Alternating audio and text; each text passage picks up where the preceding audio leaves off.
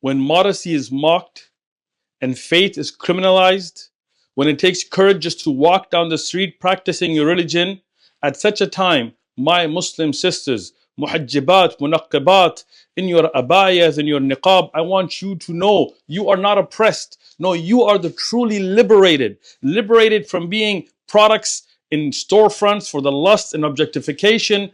You are the true believers, banners of modesty, flag bearers of dignity.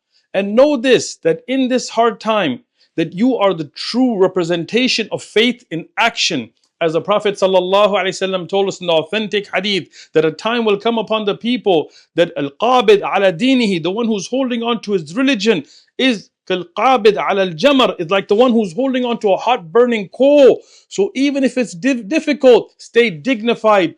The world that has lost its shame should never make you feel ashamed of your modesty. No, when they call you strange, wear it like a crown, like a badge of honor. Because the Prophet ﷺ said, "Bada al-Islam ghariba, fasayudu ghariba, fatuba lil-ghuraba."